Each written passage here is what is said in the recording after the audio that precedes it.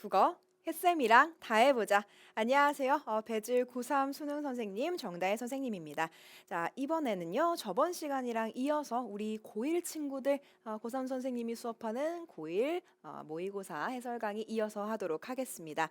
자, 이번에 하게 될 강의는요. 저번 시간에는 아예 지문을 통으로 그냥 해설을 해드렸어요. 그리고 나머지 있죠? 우리 저번 시간 했던 게 1위, 3위가 딸려있는 지문을 그냥 전체적으로 해설을 해드렸고 이번 시간에는 오답률 2위, 4위, 5위에 해당하는 탑 5, 베스트 5 중에서 이제 1, 3위를 제외한 나머지 친구들 해설을 할 겁니다. 얘네들은 선생님이 지문 해설을 하지는 않을 거고 그냥 문항 해설 들어갈 거예요. 그래서 좀 구체적으로 선생님이 이런 식으로 다른 파트는 해설을 해요 라는 걸 보여드리는 그런 시간일 수도 있는 거고 최대한 자세히 할 수 있는 건 자세히 할 텐데 일단은 지문보다는 문항의 선지의 논리 위주로 좀 들어가 보도록 하겠습니다.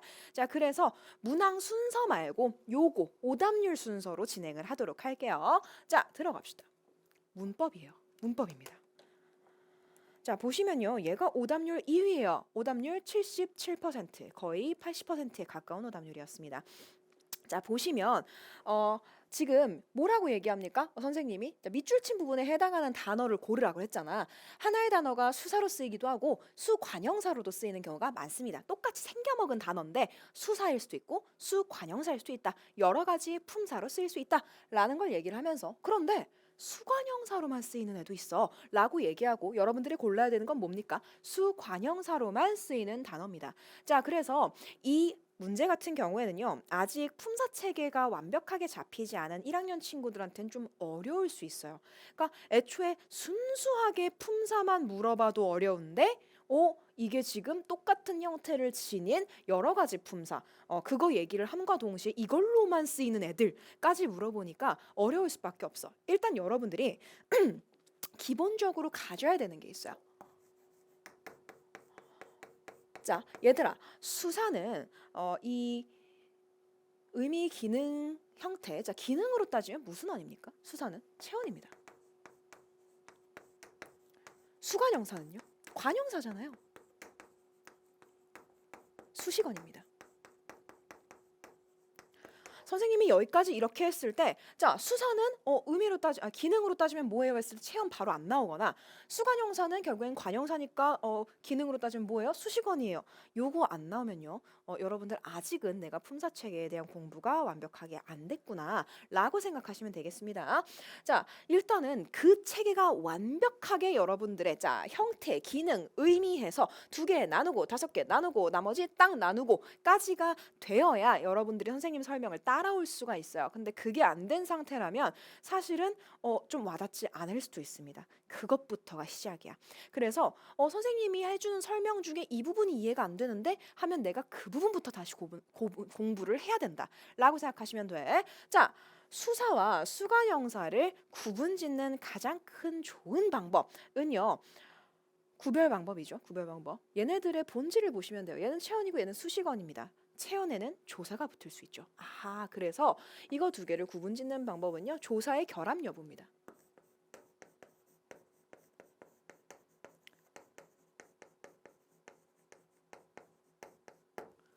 조사 결합 여부에 따라서 조금 달라져요. 그래서 뭐가 붙을 수 있고 뭐가 붙을 수 없겠어? 체원인 수사가 붙을 수 있고요. 수식원인 수관형사는 붙을 수 없습니다. 그래서 예시를 하나 들어드릴 테니까 여러분들의 그냥 머릿속에 콱 박아 넣으시면 좋을 것 같습니다.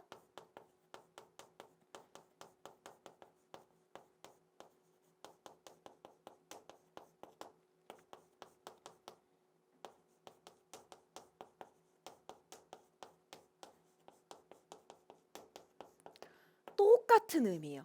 Five people come 왔어요. 그죠?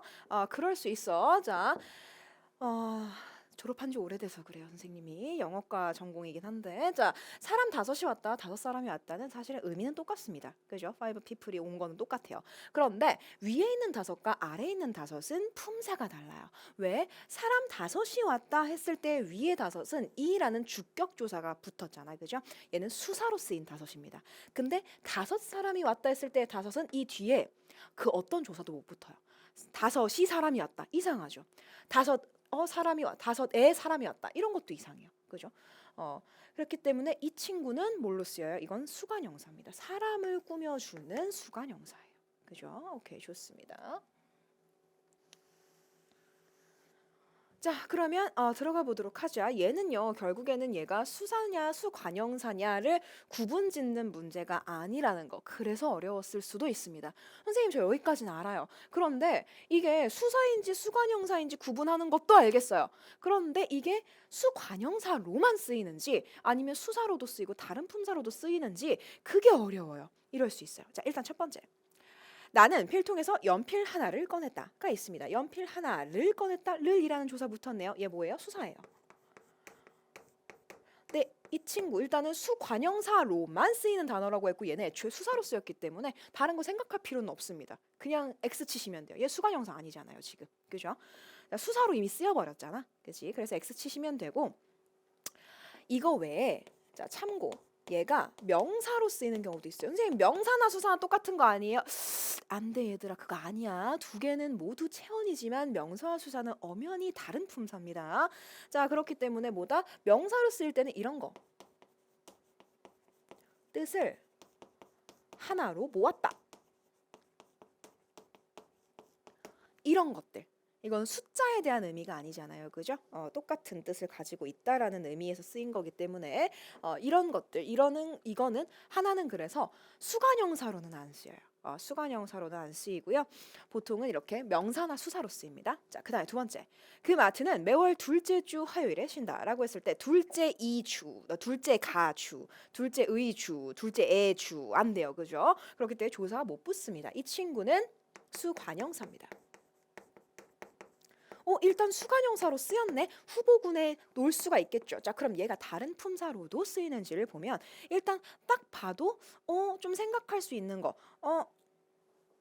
명사로 쓰이는 경우가 있어요. 어떤 거? 나는 우리 집의 둘째다. 이런 것들 있죠. 나는 이 집 둘째다. 그래서 이 형제자매 관계에 있어서 그 순서를 나타낼 땐 무조건 명사로 쓰입니다. 명사로 쓰여요. 그래서 뭐 나는 이 집 둘째다.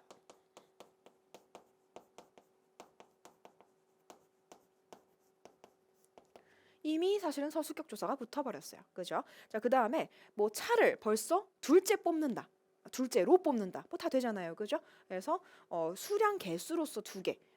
물론 수사랑 비슷할 수 있는데 그것도 명사입니다. 그 다음에 수사로 쓰이는 경우 있죠. 수사로 쓰이는 경우. 자, 이런 거. 자, 중요한 것을 생각해보면 첫째, 부모님을 공경해라. 둘째, 공부를 열심히 해라. 이렇게 했을 때는 수사입니다. 공부를 열심히 해라. 여기에는 조사 붙죠. 둘째로 공부를 열심히 하라는 게 있다. 이런 식으로 쓸 수 있어요. 자, 그래서 얘는 수관형사뿐만 아니라 명사와 수사로까지 쓰입니다. 굉장히 다양한 품사로 사용될 수 있어요. 자, 그 다음에 그렇기 때문에 얘는 수관형사로만 쓰이는 게 아니니까 아웃입니다. 그죠? 일단은 아웃. 이번 학기에 책 3권을 읽는 게 내 목표야 라고 했을 때 이렇게 책 3권, 권이라는 의조명사를 꾸며주는 수관형사긴 해요. 자, 그런데 새 뒤에 조사 붙어요? 안 붙어요? 안 붙어요. 새의권, 새가권, 새로권 뭐 이상해요. 그죠? 그렇기 때문에 얘는 조사가 붙지 않습니다. 그래서 얘는 수관형사로 쓰였고요.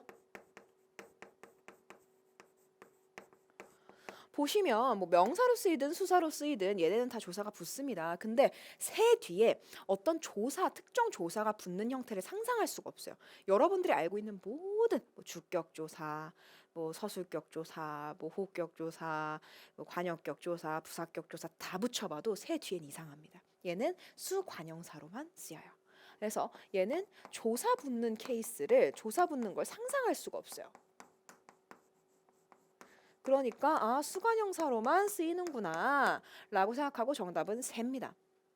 자, 그 다음에 6명이나 이 일의 자원에서 정말 기쁘다. 그럼 6의 명부 이상하잖아요. 그죠? 그렇기 때문에 얘는 일단 수관형사입니다. 근데 아까 선생님이 들어준 예시 있죠?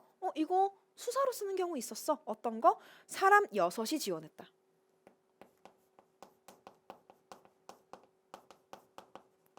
자, 사람 6이 자원해서 나는 정말 기쁘다 라고 해서 6 붙으면 얘는 수사입니다. 이렇게. 왜? 주격조사 붙었잖아요. 그죠?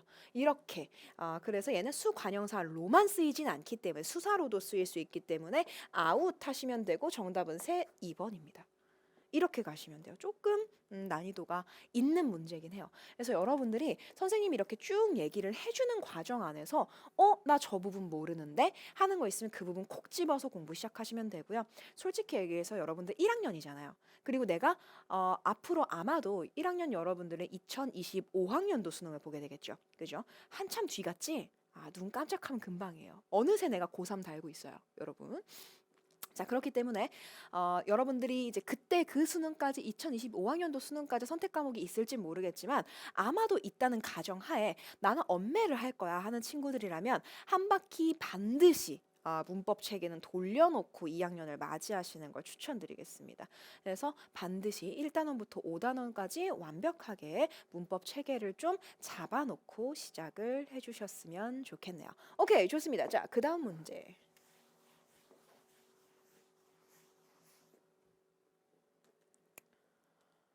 일단은 선생님이 나중에 엄매 강의도 좀 이제 생각을 하고 있으니까 여러분들 딱 들어보시고 선생님이랑 엄매하면 잘할 수 있을 것 같은데 라는 생각이 든다면 그 강의도 한번 찾아서 들어보시는 거 추천드릴게요. 아마 올해 안에는 시작하지 않을까 싶습니다. 어필하는 거예요. 자, 들어갑시다. 시가복합인데요. 여러분들 이거에서는 이 작품을 전부 다 해설하진 않을 거예요. 작품 해설 들어가기 시작하면 한도 끝도 없어요, 여러분. 그렇기 때문에 이 문항만 해설을 해드릴 겁니다. 여러분들이 이 문제가 어려운 이유 중에 하나가 뭔지 알아요? 개념어 때문에 그래.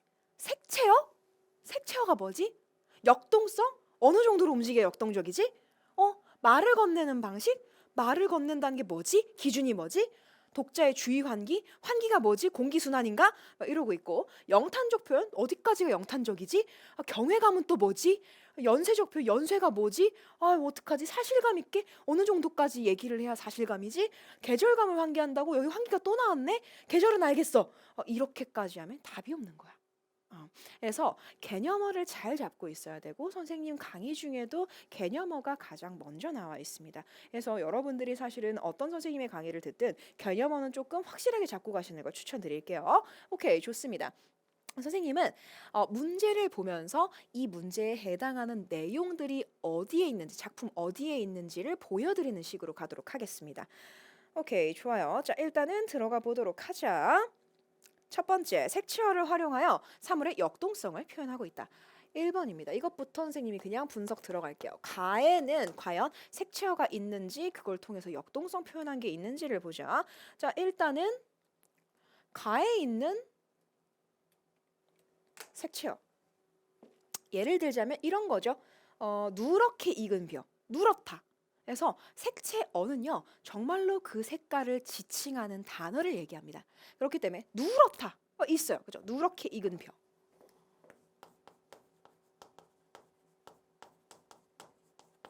벼에 누렇게 있고요. 여러분들이 혹시라도 조금 공부를 하는 친구들이라면 생각이 조금 더 있는 친구들이라면 이게 좀 헷갈렸을 수 있습니다. 어떤 게 헷갈릴 수 있냐면요. 선생님 그 한자어로 나와 있는 것도 색채어라고 해야 되나요? 요거는 누렇다는 명확하게 색채어인 거 알겠는데 예를 들어서 뭐 이런 것들 뭐 녹양이라든지 녹음 같은 것들 이거는 초록색 할 때 녹자예요. 풀을 녹자이란 말이야. 이 녹두 색채어라고 해야 되나요? 좀 애매해요, 사실은. 그래서 사실 수능에서는 한자어만 가지고서 색채어가 나왔다라고 얘기한 경우는 거의 없었어요. 확실하게 이렇게 우리의 고유어로 색깔을 드러내는 말, 혹은 어떤 무슨 색이라는 단어로 예를 들어 뭐 흑색 뭐 이런 식으로 아예 이제 붙어서 나오는 말로 정답을 만드는 경우가 많았기 때문에 조금 애매합니다. 그래도 포함시켜 보자. 녹양. 녹음 뭐 이런 것들 내가 녹이라는 게 파란색을 초록색을 지칭하는 한자어라는 걸 안다라고 한다면 이렇게 들어가. 자, 그러면 이런 것들이 자, 이거는 나무풀에 대한 얘기고 이거는 꾀꼬리가 우는 거 이거는 뭐예요? 나무풀이 우거진 거예요. 자, 그럼 얘는 누렇게는 벼가 익은 거, 꾀꼬리가 꾀꼴꾀꼴 하는 거, 그다음에 녹음은 나무풀이 짙은 거 잖아, 그지? 자, 근데 뒤에는 뭐예요? 34번에 보시면요. 역동성을 표현해야 돼요. 그래서 이게 쓰인 부분이 역동적인 애들이랑 연결돼 있는지를 보셔야 돼요. 그럼 선생님 역동성은 뭔데요? 동작 들어가면 역동적이라고 합니다. 동작만 들어가면 돼요. 움직이면 돼요. 움직이면. 그래서 역동성이라고 얘기를 하고 보통은요 단순 움직임보다는 조금 더 동작이 큰 거가 나올 때 역동적이라고 합니다. 그래서 달린다 뭐 이런 것들 하면 역동적이에요 충분히. 혹은 뭐 푸드덕 날아간다 이런 것도 역동적입니다. 근데 뭐예요? 벼가 익었어요. 꾀꼬리가 이렇게 앉아가지고 깨꼴깨꼴 하고 있어요. 나무와 풀이 짙어요 색깔이. 이게 역동적입니까? 움직임이 있어요 여기에? 움직임 없습니다. 그렇기 때문에 역동성 표현에서 아웃이에요.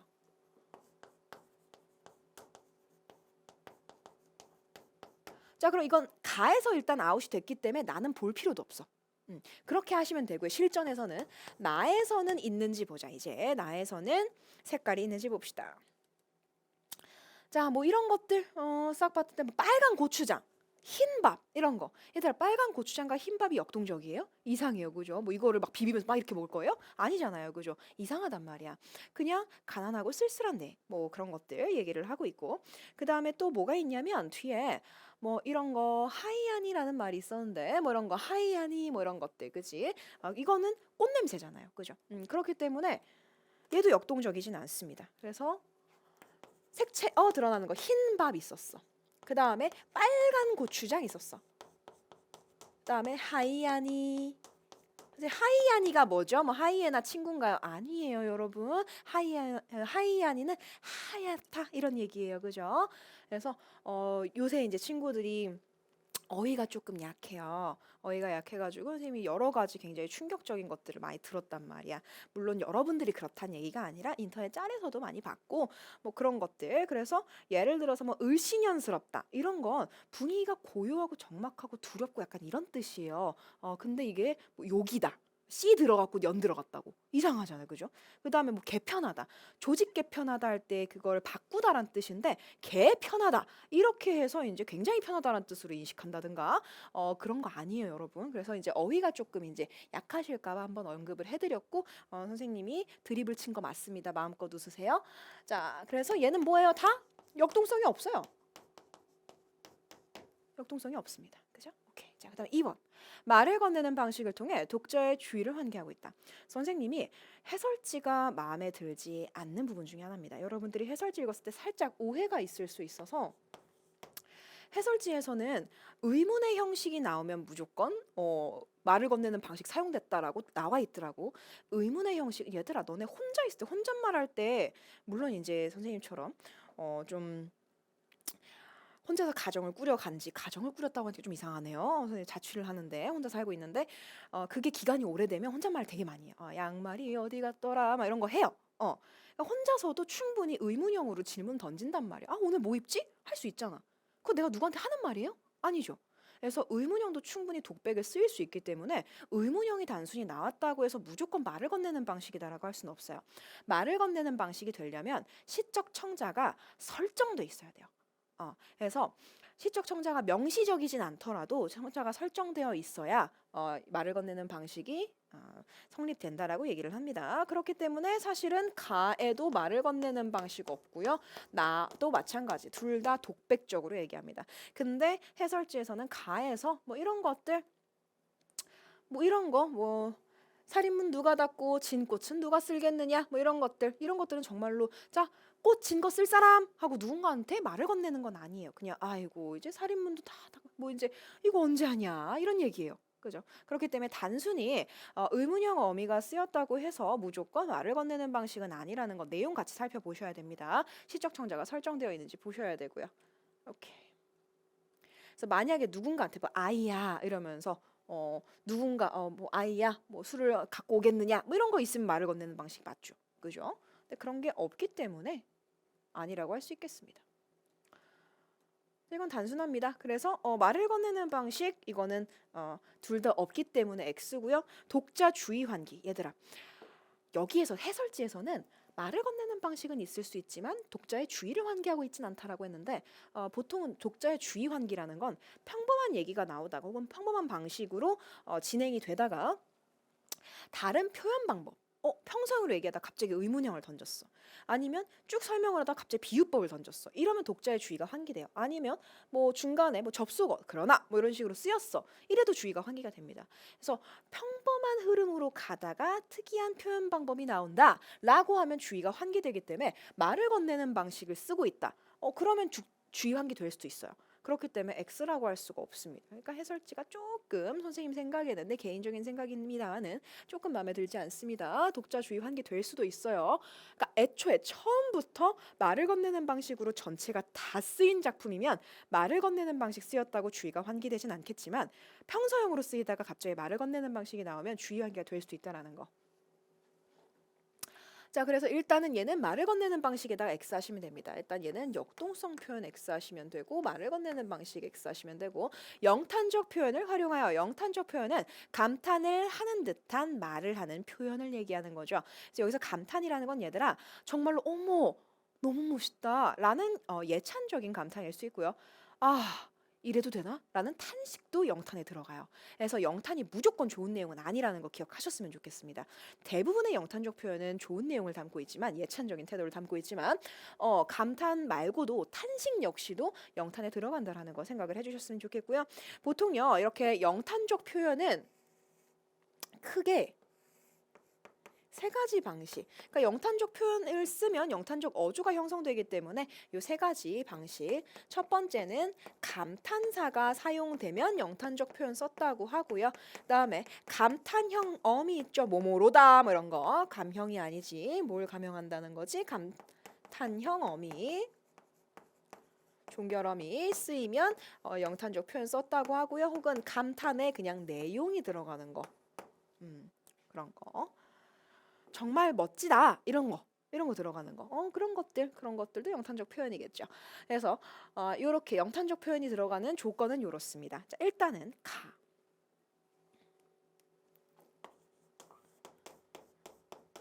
요거는요 대놓고 나와 있는 부분이 하나 있어요. 요거 된설이 고친 후에 산빛이 금수로다. 얘들아 여기서 금수는 황금 비단을 얘기해요. 근데 우리가 알고 있는 금수는 크게 두 가지가 있다고 생각하시면 돼요. 짐승할 때 금수랑 이런 너는 금수만도 못한 놈이야 할 때 그 짐승을 뜻하는 금수랑 그 다음에 황금 비단을 뜻하는. 근데 산빛이 짐승이면 좀 이상하잖아요. 그래서 황금 비단이다. 황금 비단 같구나. 굉장히 예찬적인 태도를 취하고 있다라는 거. 그래서 산빛이 금수로다도 있고요. 아니면 뭐 간데마다 승경이로다. 가는 곳마다 경치가 기가 막히다 이런 얘기예요. 자, 그래서 산빛이 금수로다 하는 부분, 그 다음에 간데마다 승경이로다 라고 하는 부분 있죠. 요런 것들 승경이로다 에서 영탄적 표현까지는 맞는데 얘들아 경외가 뭐냐면 굉장히 존경하고 존중하고 두려워하는 마음입니다. 경외에는요 두려워하는 마음도 같이 들어가요. 그냥 너무 좋습니다만 있는 게 아니라 보통은 절대자에게 가지고 있는 우리가 어찌할 수 없는 것들을 주관하는 존재에게 가지고 있는 게 경외예요. 물론 어떤 자연 같은 것들, 뭐 쓰나미가 일어난다든가 폭풍이 일어난다든가 뭐 이런 것들에 대해서도 경외를 가질 수 있겠죠. 어떻게 저럴 수 있지? 하면서도 감탄하면서도 두려움을 갖는 마음이 경외입니다. 그래서 두려움의 마음이 같이 드러나야 경외이기 때문에 얘는 경외는 해당되지 않아요. 예찬이면 예찬이지 경외가 아닙니다.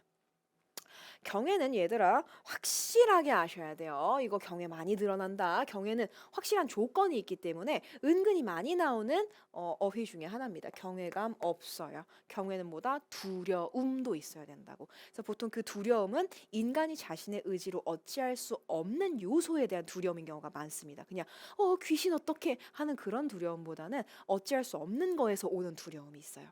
그걸 경외라고 얘기를 합니다. 그래서 나보다 더 큰 존재에 대한 어떤 존경, 존중과 동시에 어떻게 저럴 수 있지? 감탄하고 그런 마음과 동시에 두려움도 같이 갖고 있어야 돼요. 오케이, 좋습니다. 자, 그래서 일단 가에서는 이렇게 진행이 되고 나에서는 영탄적 표현이 있는지 보자. 나에서는 딱히 영탄적 표현이 없습니다. 쫙 읽어보시면요. 이거 세 개가 쓰인 내용이 별로 없어요. 그래서 X 하시면 되고 자 4번 갑시다. 연쇄적 표현 얘들아 연쇄적 표현은 꼬리에 꼬리를 문다라고 해서 앞에 나온 표현을 다시 한번 사용해 주면서 뒤를 이제 꾸며주는 그런 내용입니다. 그래서 제일 대표적인 연쇄적 내용이 이거예요. 원숭이 엉덩이는 빨개 그거 있잖아요. 선생님 노래를 잘 못해가지고 원숭이 엉덩이는 빨개 빨가면 사과는 맛있어 하면서 어떻게 됩니까? 자, 원숭이 힙 나왔어요. 힙 레드 나왔어요. 레드 하면 사과 나왔어요. 이런 식으로 꼬리에 꼬리를 무는 방식. 이걸 연쇄적인 표현이라고 얘기를 합니다. 근데 연쇄법은 땡큐에게도 둘 다 쓰이지 않았습니다. 얘는 꼬리에 꼬리를 물어서 다시 한 번씩 반복해 주는 거라 찾기가 어렵지 않습니다. 그래서 얘는 가에도 없고 나에도 없다 라고 할 수 있겠네요. 자, 그 다음에 5번. 그럼 지금 뭐야? 다 틀렸어. 선생님, 사실감 있게 제시는요. 사실감 있다라는 건 보통은 묘사가 자세하거나 실제로 존재하는 거에 대해서 얘기하면 사실감 있다라고 얘기를 합니다. 그래서 좀 추상적인 내용, 아름답다 이런 건 사실적이지 않아요. 붉은 빛이 뭐 앵두 같다 이런 거면 사실적이에요. 이렇게 실제 존재하는 걸 가지고서 그 내용을 꾸며주면 사실감 있다라고 보통 이야기를 합니다. 자, 그럼 5번이 맞단 얘긴데 가와 나 모두 한번 진행해 보도록 합시다.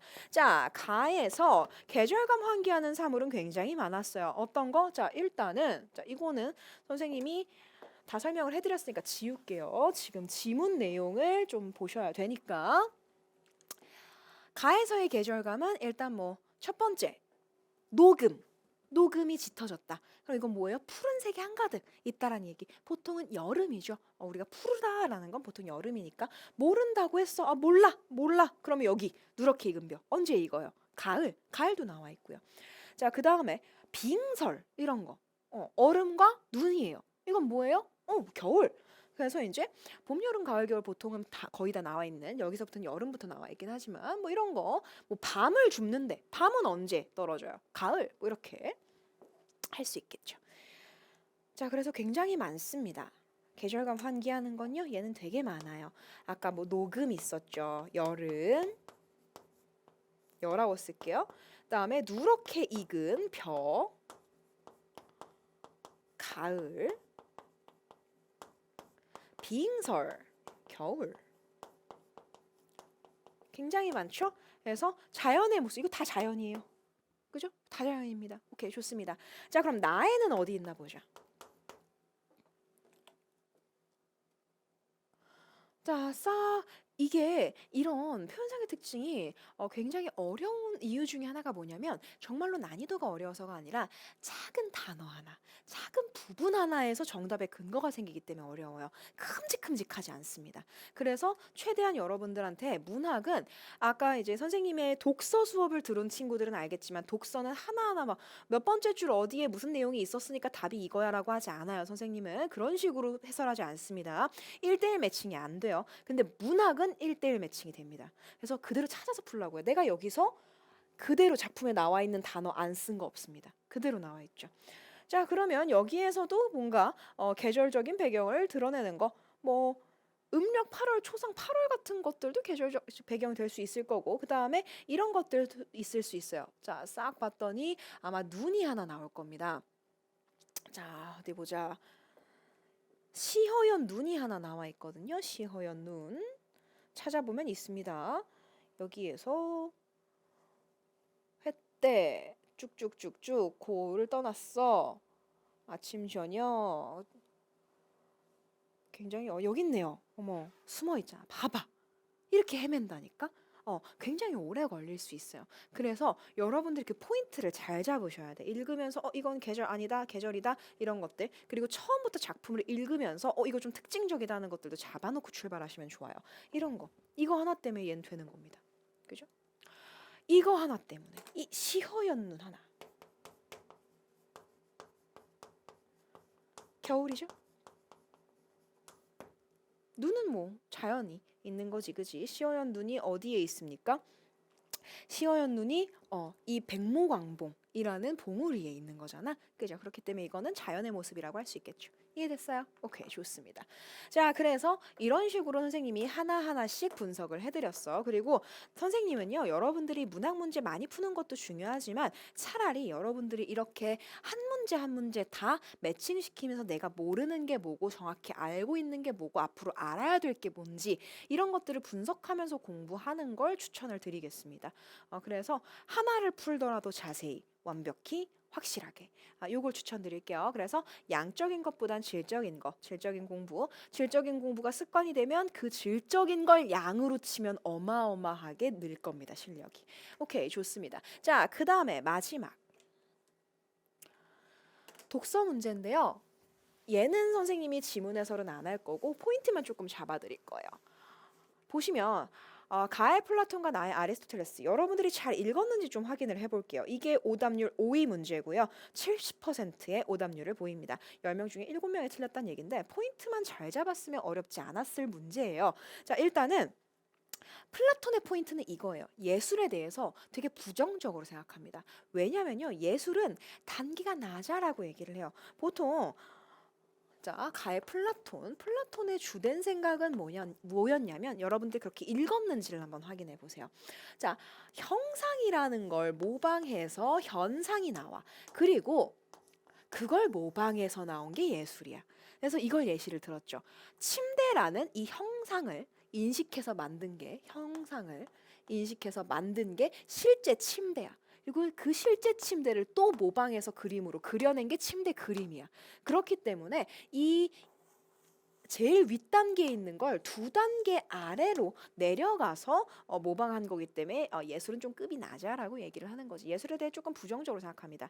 자, 그리고 이제 회화 말고 시 같은 경우에는 모방의 모방이다. 모방을 해서 이 형상 자체를 모방해서 연기를 하게 만들고 또다시 이건 새로운 모방을 낳는다라고 얘기를 하면서 근데 사실 이 연기를 하는 데 있어서 되게 인성이나 덕성 그러니까 이런 것들 이거는 이제 뭔가 머릿속에 있는 이성으로 인식해야 되는 형상이란 말이야. 근데 그건 연기하기가 힘들어요.